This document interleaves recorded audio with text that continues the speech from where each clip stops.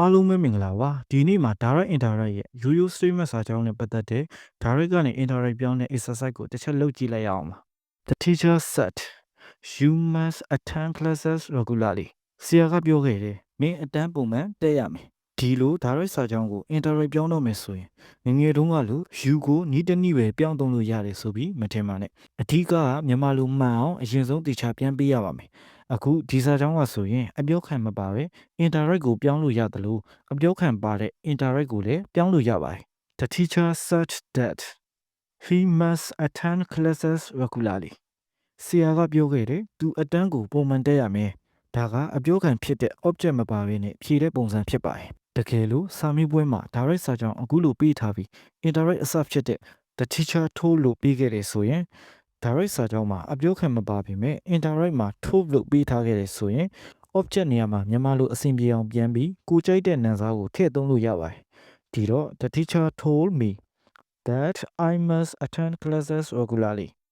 ဆရာကငါ့ကိုပြောခဲ့တယ်ငါအတန်းပုံမှန်တက်ရမယ်လို့နောက်ထပ်မိမဟုတ်တဲ့ကျွန်ုပ်တို့ဆိုတဲ့နာမ်စားကိုလည်းသုံးပြီးဖြေလို့ရပါတယ်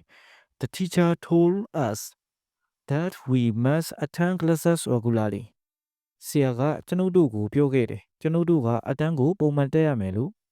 ဒီတော့ကျွန်တော်ပြောချင်တာက direct ကနေ indirect ပြောင်းတဲ့အခါတွေမှာနာမ်စားတွေကိုကိုကျွမ်းကျင်တယ်လို့ပြောင်းလို့ရပါတယ်နောက် exercise တစ်ခုကိုဆက်ကြည့်လိုက်ရအောင်ပါ You can come and live with me in Yangon said Dolly မင်းငါနဲ့အတူရန်ကုန်မှာလာနေနိုင်တယ်လို့ Dolly ကပြောခဲ့တယ်ဒီစာကြောင်းကိုတော့အပြောခံမပါရဲ့စာကြောင်းပုံစံနဲ့ပဲ indirect ကိုပြောင်းပေးပါမယ် Dolly said that ဒီမှာ you ဆိုတဲ့မင်းကို I ဆိုတဲ့ကျွန်ုပ်ကိုလည်းပြောင်းလို့ရတယ်လို့ we ဆိုတဲ့ကျွန်ုပ်တို့ကိုဆိုတာကိုလည်းပြောင်းလို့ရပါတယ်အခုတော့ကျွန်တော်တို့ကိုပြောခဲ့တဲ့ပုံစံနဲ့ပြောပြချင်လို့ I ကိုပြောင်းလိုက်ပါမယ်ပြောသူက verb က verb 2ဖြစ်နေလို့မို့လို့ခံကို could ကိုပြောင်းပေးရပါမယ်ဒီမှာမီဆိုတဲ့နာမ်စားက Dolly ကသူ့ကိုယ်သူညွှန်းထားတာဖြစ်လို့ကျွန်တော်တို့ကပြန်ပြောတဲ့အခါတွေမှာ Dolly ကပြောခဲ့တယ်ငါကရန်ကုန်မှာသူမနဲ့အတူလာနေနိုင်တယ်လို့ဆိုပြီးပြောင်းပေးရမှာဖြစ်လို့အခုမီက object နေရာမှာဖြစ်နေလို့မီကို HCR ဟာကိုပြောင်းပေးရမှာဖြစ်ပါတယ် Dolly said that I could come and live with her in Yangon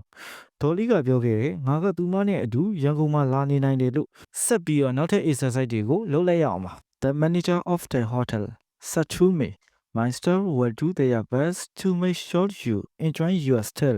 ငါရဲ့ဝန်ထမ်းတွေကမင်းရဲ့တဲခိုမှုကိုစိတ်တိုင်းကြအောင်သူတို့ကအကောင်းဆုံးလုပ်ပေးရန်တေချာစွာမင်းကိုလုပ်ပေးလိမ့်မယ်လို့ hotel manager ကငါ့ကိုပြောခဲ့တယ်ကဲဒီစာကြောင်းကိုကျွန်တော်တို့က indirect ကိုပြောင်းကြည့်ရအောင်ပါဒီမှာဆိုရင်ကျွန်တော်တို့ကအပြောခံပါရဲ့အတွက် tool ကိုပြောင်းပေးရပါမယ်။ဒီစာကြောင်းမှာဆိုရင်အပြောခံပါရဲ့အတွက်ကျွန်တော်တို့က SAID search ကိုသုံးလို့မရပါဘူး။ TOLD tool ကိုသုံးပြရမှာဖြစ်ပါတယ်။ The manager of the hotel told me that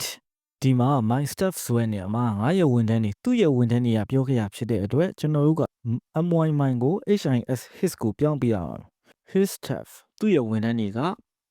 ပြီးရင် will ကို would ကိုပြောင်းပြရမှာဖြစ်ပါတယ် will do their ဆိုတာသူ့ရဲ့ဝန်ထမ်းတွေကိုပြန်ညွှန်းတာဖြစ်တဲ့အတွက် their ကို their အတိုင်းပဲပြန်ထားရမှာဖြစ်ပါတယ်ဒီတော့ their that's to make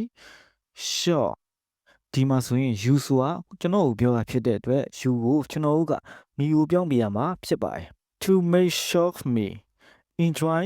ဒီမှာလေ your stay ဆိုတဲ့နေရာမှာမင်းရဲ့တဲခိုမှုလို့ပြောရဖြစ်တဲ့အတွက်မင်းရဲ့တဲခိုမှုဆိုတာကျွန်တော်ရဲ့တဲခိုမှုကိုပြောရဖြစ်လို့မလို့ your ဆိုတဲ့နေရာမှာ my ကိုပြောင်းပြရမှာဖြစ်ပါတယ်ဒီတော့ my stay ဆိုပြီးတော့ဖြစ်ပါတယ်ဒီတော့အစဆုံးပြန်ပြောမယ်ဆိုရင် The manager of the hotel told me that